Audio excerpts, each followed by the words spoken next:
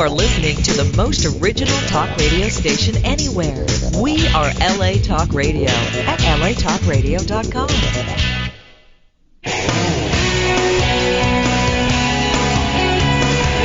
You're listening to Fouché Way with Brandon Fouché, right here on LA Talk Radio. Well, happy Thursday, and thanks for tuning in to the one-year anniversary show. First, I would like to thank Lori from Downtown Dog Rescue. I remember one day speaking with her and saying, I think I'd like to start a radio show. And the next thing I recall, she was saying, here's a number and the information for LA Talk Radio. And the guy's name is Sam, and he says that you can start Thursday, July 12th, 2012. And that's pretty much how it happened. And since that day, what I have been trying to say very simply is this. To save dogs and hopefully achieve no kill, it's not going to come from our shelters or institutions that participate in animal care, training centers, or my rehabilitation program, or from rescue groups. We are not the total solution to the problem. If we were, this job would be done because we're all working hard. We could just stick a fork in it. It's done. The solution to the problem is the people. You who own the dogs, you who walk into those institutions and adopt, you are the solution. In fact, you have become the solution to my dream. My dream was simply at first an idea that I wanted to bring into the light about my canine companions that I'm very passionate about. Then I began to understand that I was explaining my journey through you who have come on this show. You may have thought that you were only talking about your problems. I say this because every one of you has and is going through what I have gone through. So you see, we're connected emotionally. That's why I asked you to call me. You thought I just wanted to hear about your dog. I want to see how you're feeling about your dog because this is a relationship. The question I ask myself is, how will I be able to get you to understand, and how much will you be willing to do in order to really make a change in your dog's life, knowing that you had a part in making the dog the way they are? If knowing that truth can set you on a path to solving it, or preventing someone else from going through it, then I have reached my purpose in this show. And so today I want to start by talking about how to continue to be successful with the evaluation of your dog. And the answer is you must take this information and apply it by being and surrounding yourself with people of like-mindedness that are actively trying to do the same things that you are, which is save the life of their dogs. There's a very good friend of mine. Her name is Mia. She takes groups of walks with people in Griffin Park with all the power breeds. You know, we need to contact her and give her a donation for allowing you to tag along and teach you the Fouché walk.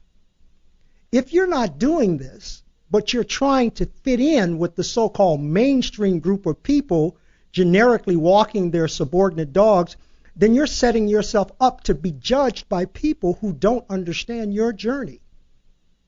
And in your mind, you will be a failure rather than setting your dog up to fail. You must communicate with those that are going through the same trials and tribulations in order to be successful on a consistent basis. There are people all over who are adopting the Fouché way. Some would say they're drinking the Kool-Aid. But that's okay. You know, they're even at the shelter.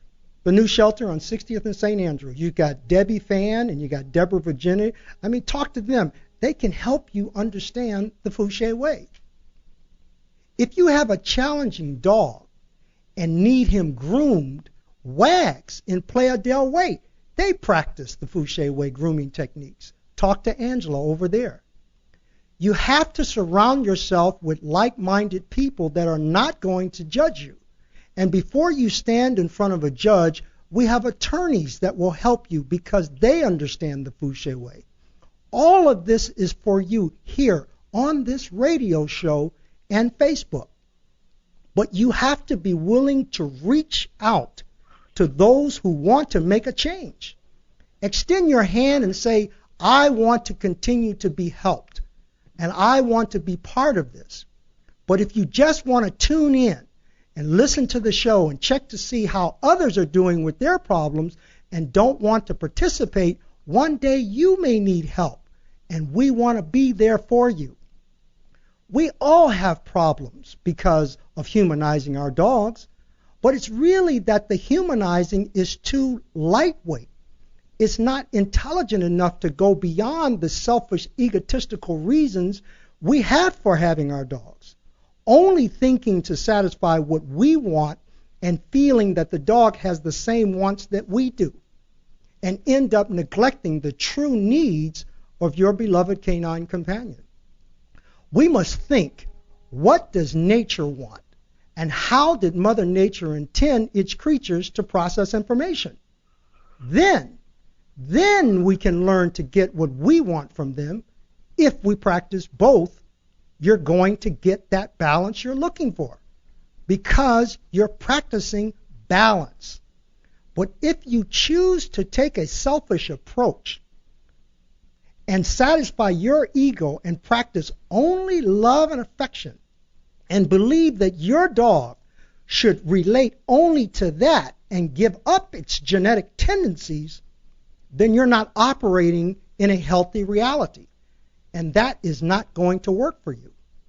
You're going to mess things up.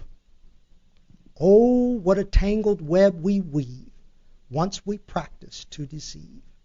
And that's exactly what we're doing with our dogs by tricking them, misleading them, creating false realities through avoidance training. You know, training could be a good tool if we used it right. But we haven't been taught the proper meaning. It has become the cure-all technique. It's like the TV. Great device, but we've got to put that filter on sometimes. We've got to put the parental controls on. Then we can get some good stuff.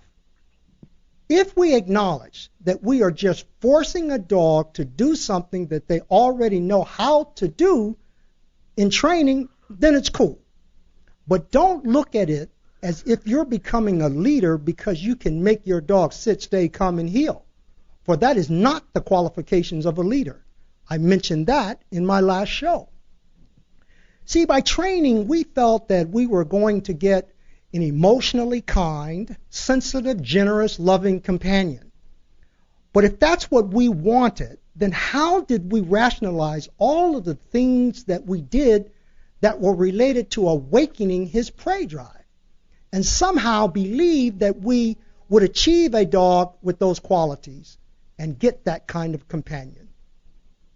You see, the reason we eagerly accepted training is that it allowed us to avoid situations that makes us uncomfortable in the first place by staying away from the so-called problem.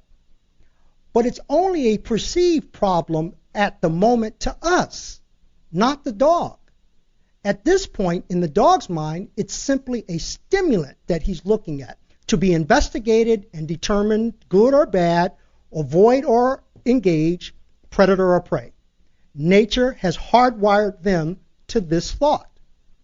If you perceive the situation to be bad, the dog must pick up on your body language and act accordingly. But they don't, because we don't let them experience danger by exercising their fight or flight instinct. Everything we do is to embolden them never to become afraid, tuck tail, and run.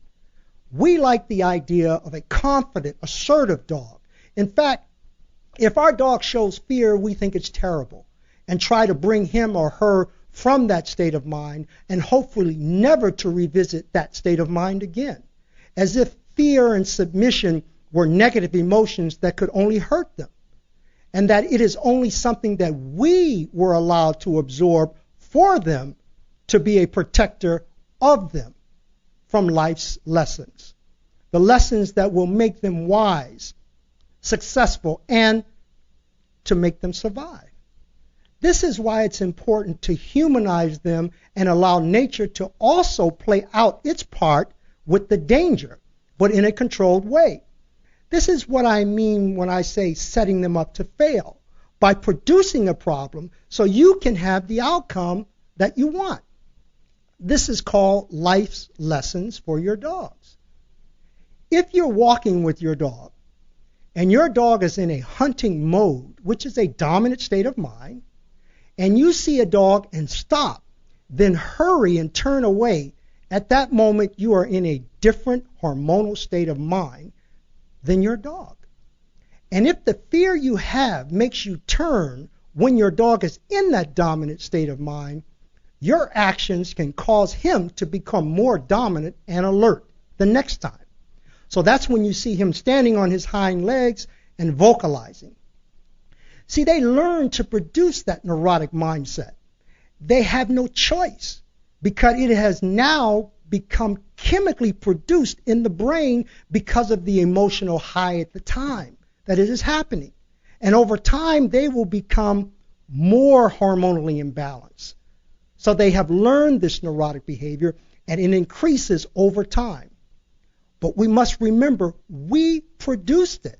We gave it life. We made it real because we did not know how to make it play out in our favor. So we avoid it over and over again. When we practice so-called positive proximity training, which is when our dogs allow us to let another dog get within 50, 30, 20 meters or so, we reward it with a treat for non-reactive aggressive behavior. You know, I want to tell you a quick story about a gentleman that showed up at my door one day to talk to me about that very exercise. I've said it before, but, you know, I really can't say it enough when I'm trying to get this point across. He wanted to tell me that I was wrong about positive reinforcement, as if to say that the opposite of positive reinforcement is negative reinforcement. And that's not so. But I asked him, I said, look, is it working for you? He says, well, you know, it's getting better. And I said, well, what's the deal? If it's working for you, keep doing it. He says, no, but you're wrong. You're telling people that they shouldn't do positive reinforcement. I said, well, no, that's not really what I'm saying. I said, I don't believe in it. I said, but look, if you want to show me how it works, I will participate. So I went and got a dog, and I started walking down the street, and he says, well, what I do, he has these treats that are lined up for different levels of steak, cheese, steak, and whatever, turkey, whatever the desired result is, he'll give them that treat. So anyway, I'm walking past, and he gives the dog the treat. The dog looks at him, then looks at me. Then he gives the dog the treat, he takes the treat, he looks at me.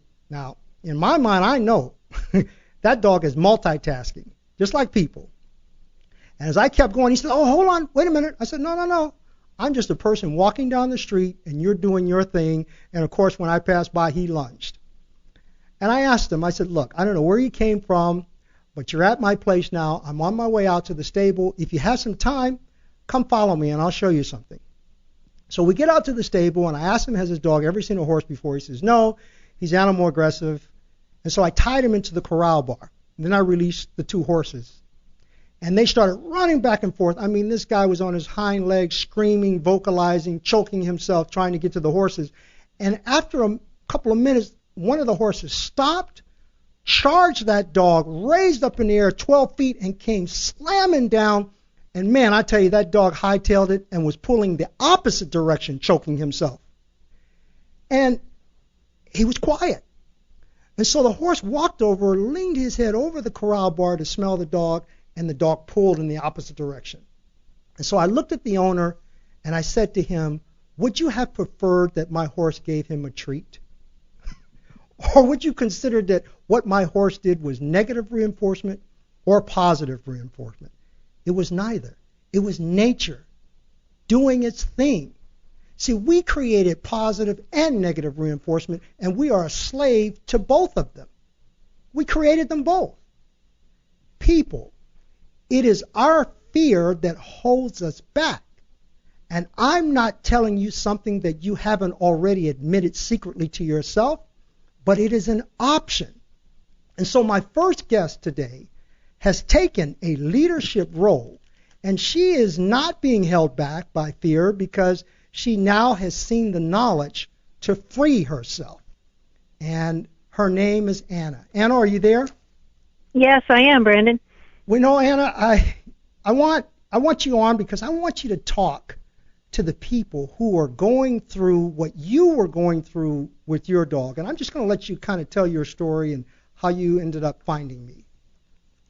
So okay, I'll be happy to do that. Mm-hmm. My husband and I adopted a puppy, a female puppy. Her name is Ruby, 3.5 years ago. Mm-hmm. She was and is a collie German Shepherd mix. After adopting her and being with her a little while, let's say like six months or so, we began to notice that she was exhibiting hostile behavior or aggressive behavior toward people. And that included a knock on the door. Mm-hmm. That included certainly strangers coming onto the property, strangers coming into the house, and it progressed to get worse, to get more and more heightened as though the next 2 years progressed. We approached a trainer at that point who looked at Ruby over Skype and said, "She's a cowardly dog," which is a horrible thing to hear about your dog, mm-hmm. But that's the way he put it. And at that point, we didn't know exactly what to do, but the natural tendency, certainly of me, was to show her positive reinforcement if she didn't charge the door quite so vehemently. Mm-hmm. Or show her affection when she didn't charge the door quite so vehemently. Mm-hmm. Her behavior progressed to get worse and worse over the next she's 3.5 now. Mm-hmm.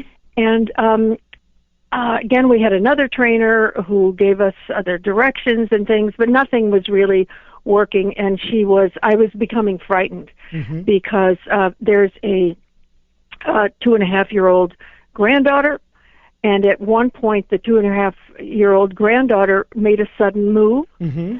and Ruby barked. She didn't lunge, mm-hmm. but she barked, and it terrified me. And at that point I wasn't sure what to do, but it was getting serious enough that it kept me up at night, certainly. Mm-hmm. I don't know what made me turn on the local television. I don't know how long ago it was, Brandon, but you were on Channel 4 News. I don't know what it was, but you were there being interviewed about aggressive behavior in dogs and where you were on it, mm-hmm. and how you could help. And I wrote down what you said, mm-hmm. on that program. Mm-hmm. And this is what I recall. Cease with the ball playing, the chasing the ball, and a big one was tug of war. I got a lot of hate behind that interview. What? I got a lot of hate calls about that interview, but go on. Okay. The next day, I took that away. I took the no more ball. It went into the cupboard, right. And no more tug of war. And with the tug of war, I realized, and this was way before I saw you personally because I had to leave town, and I was playing tug of war with this, who was a submissive dog. Right. Fear, I don't know the difference. Submissive. I've been playing tug of war with this dog for at least 2 years. Almost every other day. Mm-hmm. She had a giraffe kind of cloth thing, right. And I would throw it, and she would get it, and she'd come back, and I'd pull on it, and she'd pull on it, and she'd growl, but I thought that was making her happy because she seemed to enjoy it. Mm-hmm. She did. She definitely seemed to enjoy it, and I enjoyed it. Mm-hmm, it was kind of a nice thing. It always happened around 5 or 6 o'clock in the afternoon when I would do this, in the house or outside the house. Outside of the house it was sticks.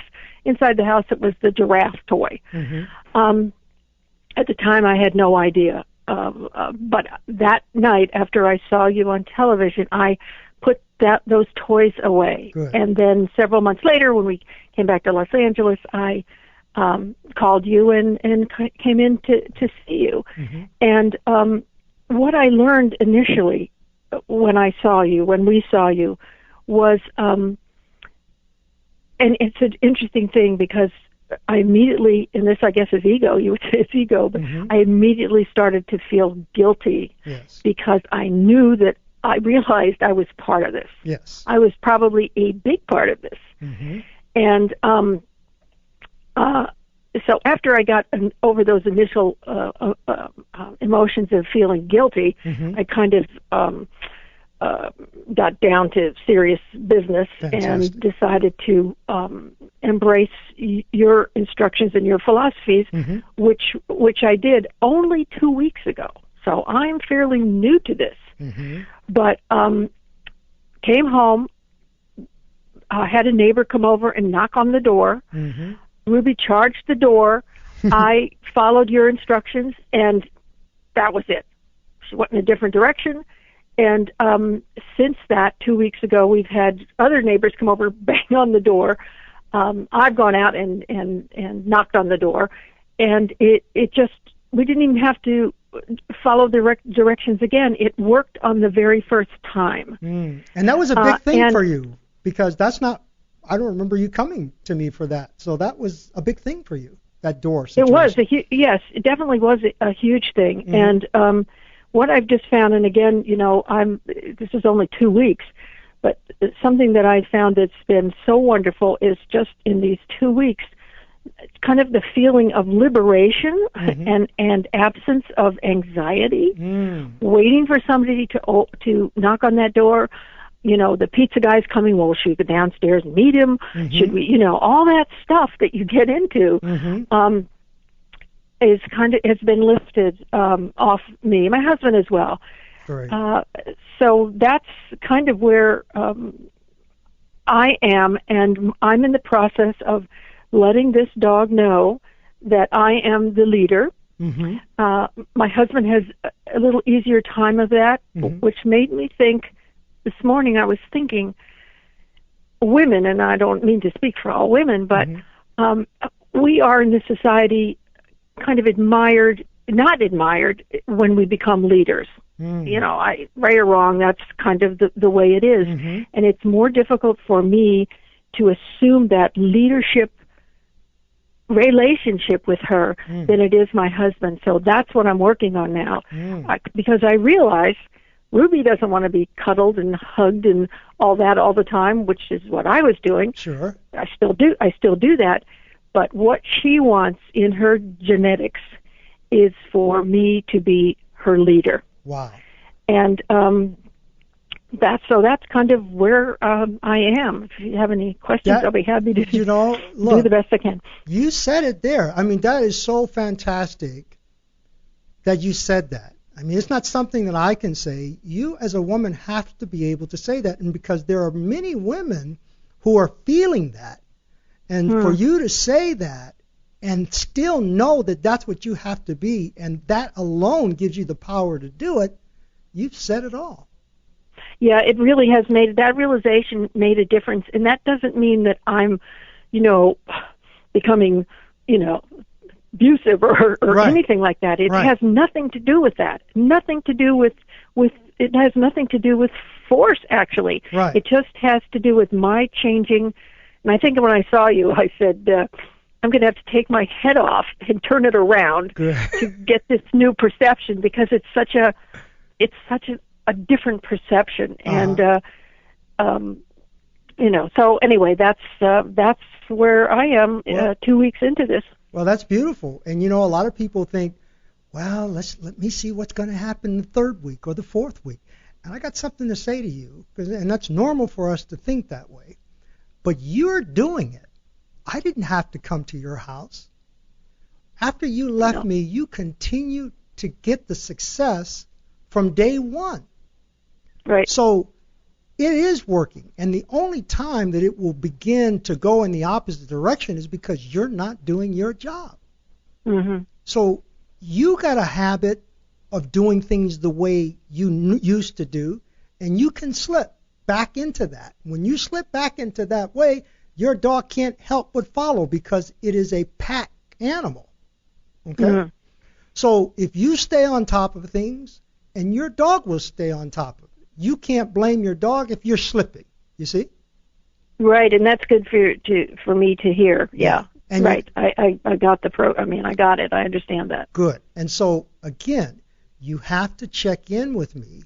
As I said in the beginning of the show, I'm not just checking on your dog. When I say call me, I'm checking on you and your relationship with your dog, because I know it's you that I got to fix and convince. Right. If I can do that, then we can save our dogs.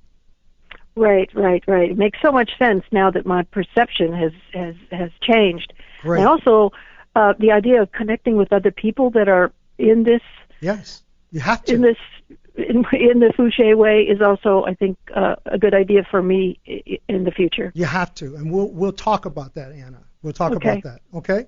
And, I'm going to see her again because we want to deal with the walking because we haven't done that. And but we have time. There's always time, Just stay on the job and the path that you're on right now, and when she comes in, we'll get that straight, okay? Okay, that sounds good. Let me just say one more thing that I found that in just a 2-week period that my anxiety level has lessened so, and she's much calmer, and I never used to believe that really, but I enjoy now, walking with her because I'm not, all uptight about a human coming up and, reaching out or looking. I used to say, don't look at her in the eye, don't look at her in the eye. All the avoidance stuff, right? Yeah. Yeah, exactly. Yeah. So anyway, I just wanted to throw that in. Well, thank you so much, Anna. It was wonderful. I hope that resonated through all the women that are listening today, because that was powerful. So thank you very much. Yeah, I think that's an issue for females. So there you go. Great. Thank you very much, Anna. You're welcome. Okay. Our next caller is Jenna. Jenna, are you there? Yeah, I'm here. Jenna, how are you? Hi, I'm good. You have the dog that I'm pretty much talking about in the beginning of the show. Just sitting here looking at a picture of him. And those of you who have gone to the Facebook page, you can see a video of Tucker doing his thing. But Jenna, I want you're not a stranger to dogs. You've been around them for a while. You're not green, as they say. You know what's happening. And you rescued this dog. Can you tell our listeners what was going on? Yeah, so I rescued my dog about maybe 3 months ago from North Central Shelter, which is, and he was like one of the sweetest dogs at the shelter. Everybody loved him. He's like friendly towards people, and he's a cute little spaniel, like 35 pounds. And so we were so excited because we thought he would get along with people, dogs, everybody. So we thought that we found a really great dog. And then we brought him home the first night, and we had him outside on the leash, and he kind of like reacted to another dog who came up to him, and he almost like bit his face. And we were like, oh no, what is this behavior? Because we expected him to be, almost perfect. And so then we're like, oh, maybe he's just nervous. It's the first day, whatever. So we started noticing on our walks, he would just turn to like a totally different dog. Like inside he was perfect and like, very calm, friendly, loving towards us. And we gave him, of course, we spoiled him. And then we would bring him outside and he would just like turn into a different dog. And we're like, what is this? So it was pretty embarrassing actually, because it was like we couldn't control him. And he would just like lunge at dogs. At first he would lunge at people. But it was just confusing because it was like he's two different personalities, when he's around inside versus outside. Right. So we called a trainer because we kind of I did some research, but I did want to do the positive reinforcement. So we called a trainer who was into that, and he just basically told us, like, that he might have fear aggression in his space when he walks.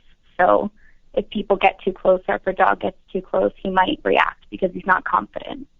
So he told us some tricks, like to have him watch us and to, you know, build his confidence with treats and stuff like that. So we tried it because I was all about it. I didn't want to scare him, or I didn't want to treat him mean. Like, I wanted it to be a positive experience, and I obviously like loved him so much, so I wanted him to be, you know, I wanted to be nice to him. And so we tried it for a couple months, and still really no progress. He still acted the same on the walk. We had to always turn around and avoid dogs, and he actually told us to avoid dogs too at first, until he was like, you know, until he got better and more confident. So then I'm a volunteer at the city shelter, so that's why I work with dogs almost every week. I've been volunteering for like 6 months. I work with pit bulls and, you know, the biggest dogs at the shelter.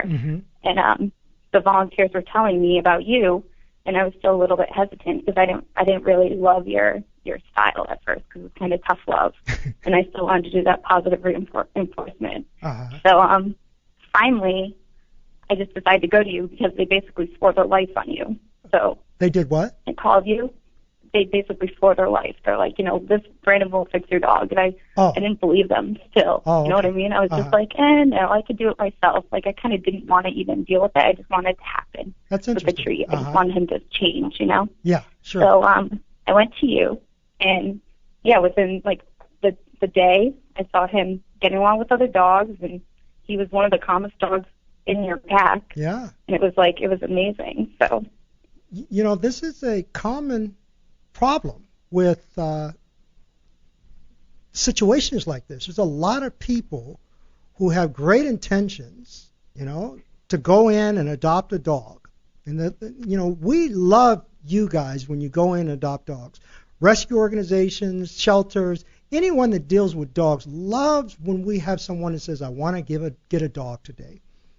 The problem is that we give you what you want, but we can't teach you how to keep it, you know, because we've only been taught rescue. Let's get them off the street, feed them, give them the medical that they need, teach them a few tricks, and get them into the home.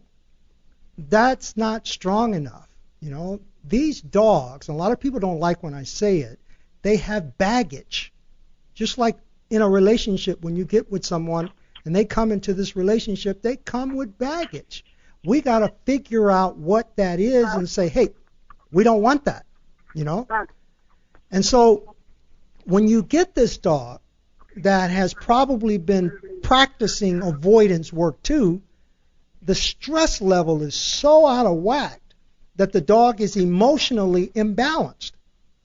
And a lot of times we think that they need medication in order to balance them out. And that's not so. They need other dogs.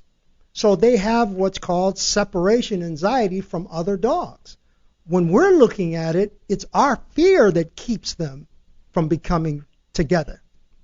And so what I'm able to do, because I understand the way nature intended dogs to process information, is put them together. I've been saying for the whole year now, we must give our dogs what they need and stop trying to give them what we think they want. You know, because we're looking at it from a human's perspective. And so the moment that I gave Tucker what he needed, he looked like he had been in my place all month long. Like you said, the calmest dog that was there, you know, and it seemed like he just got it. And he acted as if the dogs weren't there. And so now what we've got to do, I've got to show you now how to walk on the leash. See, a lot of people are so interested in getting a dog to walk on the leash and stop showing aggression, but with me, you first have to get him with that stimulant that's actually causing him to act neurotic, to see if he could actually do it. Is this really aggression? And if it is, what kind of aggression is it? And so once we're able to put him with dogs, then we say, oh, well, Tucker can be with other dogs. You know what the problem is? He doesn't know how to behave on the leash because he's not able to exercise his fight or flight syndrome. and we need to teach him what we want. What we want as a human, but first give him what he needs as a dog. And that's what you're seeing on those videos there. And I think you're going to go a long way with this dog. I mean, he's really, really cute and really, really sweet dog. Yeah, and like I said, it was a disappointment when I first got him because I was hoping, to go hiking and go to a dog park and all that stuff. Mm-hmm. And then it's like, oh no, I have this dog and I don't know if he's going to get along with other dogs. So it really puts a, wrench in the works, I guess. Right. It's just like, but no, he definitely has potential and he picked it up in such a short amount of time, even at home now. Like today, I put his food down and he looked at me like, am I allowed to eat? Like, so I kind of had to tell him, like, yes, you can eat, So it's actually working. He's looking at me differently, I think, so. Well, we're moving right along with Tucker, and, we've got some other things that we'll do that will be just as successful. But what I do want to touch back briefly, something that you said that a lot of people go through, this concept of what we want in terms of positive reinforcement. And I can't say this enough. Positive reinforcement does not exist in the wild the way we practice it as humans. It just comes out of the concept of the human mind. There are no alphas in the wild handing out treats. And what we find very interesting here is you said you just wanted to be able to give him a treat and have this problem solved. You wanted to be loving and sweet to him and have it unfold in that way. And actually when you brought him to me, that's exactly what you got. Very quickly. Mm-hmm. Very quickly he unfolded, and it was very sweet, and he got exactly what he needed through not avoiding things, by giving him what he needs. And so we really have to rethink this positive reinforcement because there are people like you that I'm trying to reach. There are so many people who cannot hear what I'm saying or won't tune into what I'm saying simply because they think that what I'm preaching is not positive reinforcement, when really I am positively reinforcing what I need to get the dog what you want him to have. So we really need to look at this. And I just want people to have an open mind. A lot of people say, well, we don't believe in his methods. Call me. Ask me what my methods are. If you don't know what they are, you can't say you don't believe in them, And I want to thank you for actually, fighting through that water and coming in to see me to get Tucker some help. I mean, that took a lot on your part, and I hope that others will do the same thing. And I'm sure that now we have done this with Tucker, you will be telling other people. Yeah, definitely. We're excited to bring him back. So great, just to see how he progresses. So fantastic, Jenna. Well, I want to thank you. Keep Tucker safe until that time, and we'll get him back in, and let's see if we can get him to make some friends and start playing next time. Okay? Yeah. Right. Okay. Well, thank you. Thank you very much. Well, our next guest is Kim. Kim, are you there? Yes, I'm here. Hi, Brandon. How you doing? I wanted to have you on last because you are actually someone that I have never seen. And right. I've never seen your dog. And I spoke to you over the phone. And I can't remember, how did you hear about me? Well, when Kayla started displaying all this aggression, we were desperately trying to find her a new home. So we were reaching out to, everybody we knew and all the people we knew in dog rescue, and your name started coming up. And actually, one of my son's teachers works with Angel City Pit Bulls, and he and my husband were at an event with them, and my husband was explaining what was going on, and they gave us your name, and then I realized as I started looking you up that my son's teacher had been on your show. So I called her and I said, is this for real? Like, does this really work? And she said how great you were, and we went from there. Oh, okay, great. I didn't know that. All right. Yeah. Well, what I did know is that you had a dog, Kayla, and you got a total of 3 dogs. And right. I remember when you called, I think I talked to your husband first, and then I wanted to talk with you. And Kayla was attacking both of your dogs viciously. Yes. I mean, you were really frightened, and I think you got kids involved too, right? Yeah. Yeah, one time she attacked one of the labs and one of my kids. I wasn't in the room as I was coming, and I heard screaming. He tried to get her off, and he got bit. So we had, dogs bit, kid got bit, and the last incident when she attacked my really old lab, I couldn't even get her off of him. And at that point, I was just completely stressed out, overwhelmed. I can't handle this dog. Wow. When you have multiple dogs, I can't say this enough to people.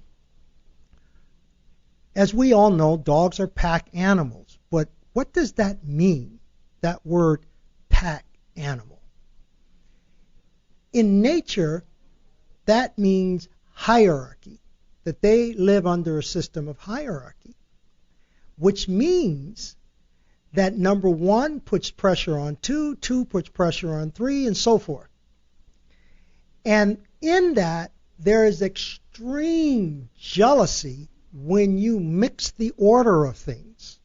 In other words, when a dog feels that they're in a certain position over another dog that lives in your home, and you take them out of that position, in other words, you take a weaker dog and put them in a more dominant position, because of the love that you have for this dog or because of the way this dog is being treated, you're going to create jealousy. And that is one of the most deadliest of all the aggressive things that can happen in multiple dogs in a home. That aggression, that jealousy, it's just like a person that you don't like. You can be out at an event somewhere, and that person walks in the door, and it just changes your mood. You say, I can't stand that person. And you're with a friend, and they say, what is going on? They didn't do anything. You're like, oh, just look at her. Look at what she's doing. She's not doing anything. It's just the way she rubbed you, right? Because something that she did that made you jealous. It's the same way with the dogs. Same way. And that's why we have to be very, very careful when we have a lot of dogs. We have to be careful with bones. We don't want to leave bones around. We don't want to leave chew toys around. We don't want to leave toys. We don't even want to have toys, because what's the purpose of having multiple dogs if you got to have toys? They need to play with each other. Okay? And so what ends up happening is we get this human psychology thing going with dogs, and we've got toys and bones and treats, and we just start feeling like, can't we all just get along? And man, right. And we had worked with another trainer who had us using toys and playing tug of war and doing all these things that now I realize we're completely wrong. Wow. That is really interesting, because I can't imagine how many dogs have been put to sleep behind the way humans think, with these games. Yeah. And what's interesting is we all do it. The trainers, the behavioralists, we all do it out of love. We're asking you to do things with your dog because we love them, not knowing that love is going to create aggression. It's just like a kid, a spoiled kid. You raise a child. Now he's a teenager, but all of his childhood, he was spoiled. Now he's a teenager, and you want to change him. Do you know how difficult that would be? Even a teenager that's not spoiled, just a teenager, period, right? Right. And when you get dogs that start reaching a year and a half to 2 years, in my mind, that's what they're like. And if they were spoiled, then you got a terrible time here, because we can't take back what we told them to do. They believe it. And you were playing tug of war, Every time you play tug of war, I can pretty much guarantee that dog at some point is going to bite somebody. Deliberately, but maybe not hard. She was growling. She would, if she had something, not so much the toys, but bones even, and you came near her, she would growl. She never actually went for a person, but she would growl if she had something and you came near her. So, that was another thing that was really worrying me. Yeah, she means that when she growls. They mean that. Don't think they don't mean it. They're not like us. They do things they don't mean. They mean that. They say, look, after the growl comes the bite. Okay? I might nip you first, but once I nip you and you back away from the nip, then the next is going to be a bite. You know?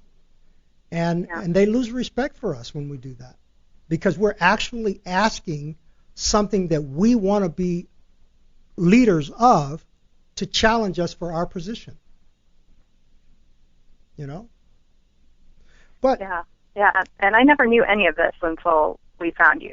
Well, I mean, I'm so grateful that we did, because obviously we were doing all the wrong things, and it was escalating to a point where we were desperately trying to get rid of her, and not able to do so because we were telling people that she had these issues. And I just, I was so afraid we were going to have to take her back to the shelter, and thinking she was going to languish there and end up getting put to sleep. And it was making us, we were so sick about everything. It was just awful. So well, that's very, we're just so relieved to find you. Well, that's very interesting, because you were trying to rehome her, but what's happening now? What kind of dog is she now?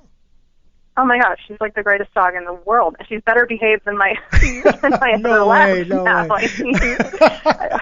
It's amazing.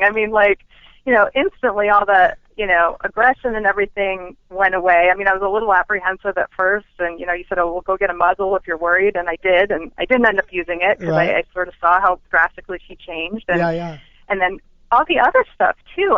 That wasn't such a big problem, but it was a pain in the neck. All just what I thought was puppy behavior, the chewing, the jumping, the barking and running at the door and jumping on people, and just all that crazy behavior, just that all pretty much stopped too. And wow.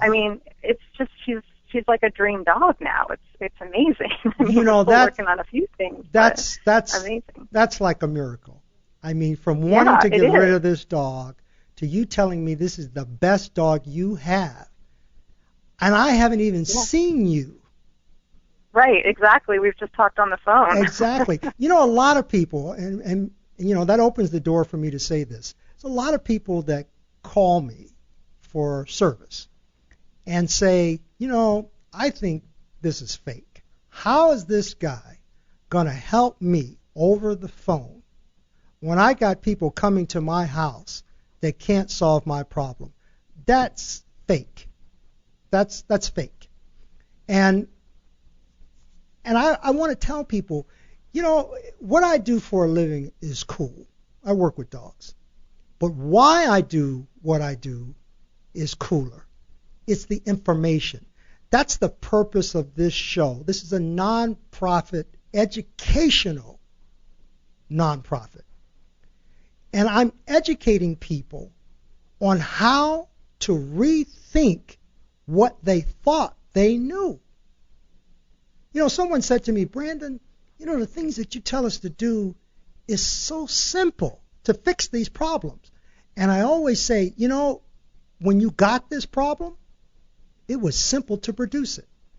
It was so simple you didn't know that you had produced the problem, right? Right. So why should it be, mathematical equation to try to solve it? What we need to do is understand it. That's the key. It's not about going to the symptom and stopping that. It's about understanding why that ever became a symptom. Once we learn that, then we can begin, like our first caller to say, to begin to think a different way. Then all possibilities open up for us to filter in new information to begin to have a wonderful relationship with our dogs, which is what you're doing. This is exactly what you're doing. And it was, to find you and have it fixed, and not, like I said, have other trainers who were saying it would take months and they would have to come to the house, and that would cost probably thousands of dollars, and they that was just so overwhelming, especially when I'm like, I don't have time. Like, I have kids, I can't have an aggressive dog. And then to find you and basically fix it, almost instantly, it was just for a very, very affordable price. We were so grateful. Good. And so amazed and so grateful. I am so happy to hear that, because, I mentioned earlier in the first part of the show that this is my dream. I am actually telling my story through people like you that come on this show. That's all I'm doing. You're telling my story. I've been through this. I've lived this. I've lived the stress that you are under. And it's like when I allow for you to tell it and I can tell you what to do because I have lived it, it's like you're talking to me to relive this thing, and it just gets better and better and better and clearer in my mind. You know, I do this 24/7. I'm with dogs every day, and I can't tell you enough that I learn something from them every day, even now. So when I say they're superheroes, you know, we talk about a diamond in the rough, man. I mean, that's what they are. And for me to hear you say that this is the best dog that you have now, it tells me that something opened up in you and you were able to see what I saw in that photograph of your dog. Right. You're able to see it. That's why I asked for a photograph, you know, because when I'm talking to you over the phone, I'm looking at your picture and I'm listening to you and I'm evaluating both of you. And so that gives me a lot of information. And so I'm just so happy that you said that today. You've actually made my day, and I want to call Angel City Pitbull to thank them for turning you on to me, you know, and I want you to do that. And maybe one day I'll get a chance to meet Kayla. But, you know, if you're doing great, I hope I never have to, you know. And, right. We'll certainly keep calling you up, though. Yes, please call me. Please check in, and, you know, because I need to talk to you just as you need to talk to me, because I need to know that we're moving in the right direction. Okay, Kim? Okay. Well, thank you once again for listening to the Fouché Way radio show. We'll see you here next Thursday at 1 o'clock p.m.